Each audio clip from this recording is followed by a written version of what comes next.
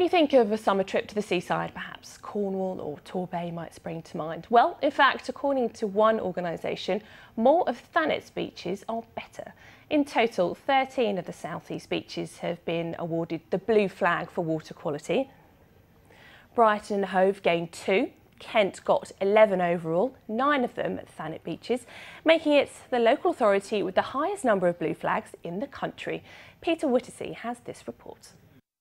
The flame is due to leave Deal Pier in about half an hour, from where our reporter Bryony MacKenzie joins us live now. Hello, Bryony. Looks like the excitement is really building there this morning. It is, Jules. Good morning from a very excited Deal Pier. Yeah!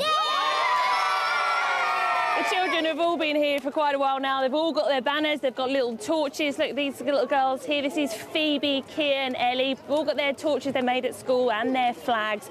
There really is a sense of excitement here as the torch is approaching, and the torchbearers as well are preparing to come onto the pier. If you want to see the torch where you are today, you will have to be very quick to follow it. Let me paint the picture. 500 guests, 30 international media outlets and the likes of Lisa Kudrow, Isabella Rossellini on that red carpet. Not bad for a documentary made in the producer's bedroom. It really was a once-in-a-lifetime event for this group. It was an extraordinary feat. I've been told I was higher than the glitter ball, which you can see spinning You were around. higher than that glitter Yeah. ball.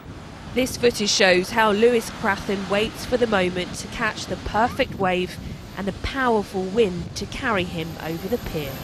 Bryony MacKenzie joins us live from Brighton. Bryony, what else have the police been saying about their investigation today? Well, Rob, they'll begin excavating the garden here of Marine Parade later this week. And they've also, this afternoon, began searching the ground and cellar areas of another property in Port Slade.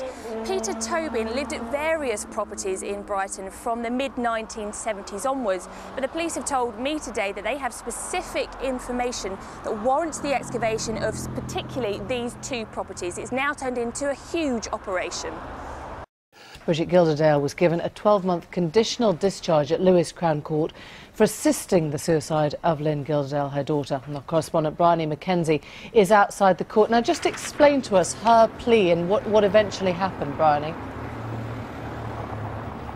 Well, as you said, initially she pleaded guilty to aiding and abetting the suicide, but not guilty to attempted murder. And what happened today, the judge read, the jury read out the not guilty verdict. She was surrounded by 15 members of her friends and family who jumped up and cheered and clapped. And Kay Gilderdale in the dock smiled and said thank you several times. So what was unusual was the judge then turned to the jury and said, I don't usually comment on jury's decisions, but he said it showed common sense, decency and humanity. He then addressed Kay Gilderdale in the dock and said, there's no dispute, you are a loving and caring mother.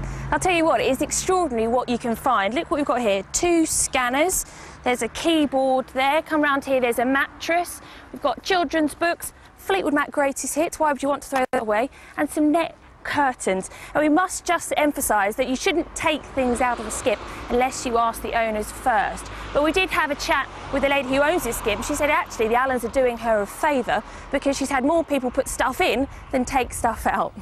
Isn't that always the way, Bryony? Thank you very much. I think we're all turning into a nation of wombles. Another rubbish report from Bryony. If you think 1 in 100 people across the UK has autism, a centre like this could reach out to 2,000 people in this city alone. Well, let's talk to the patron and man who's going to unveil the centre this lunchtime, Bob Hoskin. So why are you putting your weight behind this, Bob? Well, because of Judi Dench, basically. Well, welcome to the backstage tent. There's 10 minutes before he goes on to perform his show. Let's join Nicholas Parsons. Thank you for sparing these precious moments. So what's so special about the Fringe? Well, first of all, welcome to this salubrious dressing room that we only have, and I share it with the other artists, as you see. Yesterday I was sharing that dressing room in there with 20 Colombian wrestlers. And but this is the Fringe, you see. Hello and welcome to Russia Today with me, Bryony Mansfield. Our top stories this hour. Court hearings into the murder of a Peruvian student are to resume in Voronezh on Monday. This is one in a series of events, and now youth are planning to hold an anti-fascism rally in the city today. Do we know any more details about the rally? That's all from me. Rob and Polly will be here at 6:30. Join them then. Bye-bye.